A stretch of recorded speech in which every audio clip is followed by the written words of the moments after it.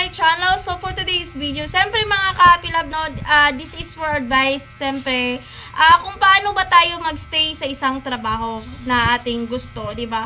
Sa trabaho kasi mga ka-happy love, no, maiba-iba po tayong makakasama, and then may attitude. Di po yan mawawala mga ka-happy love. And minsan, pinaano ka pa nila, di ba? May parang dinadown ka. So normal lang po yan mga ka-happy love. So I give you this advice para mas ma-motivate kayong magtrabaho at magpatuloy para maging matagal po kayo sa trabaho, di ba? So yun mga ka-happy love, isipin po natin na you need this work, and then hindi ka pumasok dyan sa trabaho dahil lang sa tao, kundi para ma-achieve yung goal mo, para magka-income, and then para because you want that work. So yan po, gumawa po tayo ng isang motto na para mas ma-encourage tayong pumasok. Kasi normal lang po yan, saan man tayo pumunta, may mga tao talagang minsan attitude din. At siyempre, di po yan mawawala yung mga may mabubuting tao at saka maging approachable.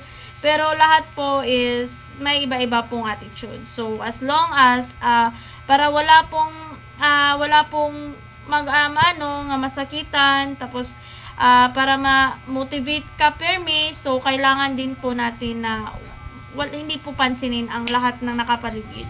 So, all you have to do is focus your work, and then syempre your goal na ma-achieve nimo.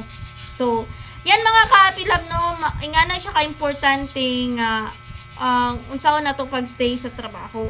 Kailangan tanay mo to. I love this work, so pumasok po ako dito sa trabaho dahil gusto ko at gusto ko yun. Yan ang sabihin mo sa sarili mo.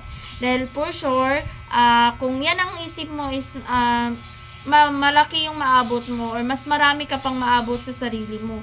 So, I will encourage everyone that yun lang, keep motivate, and then wag po natin pansinin ng ibang tao.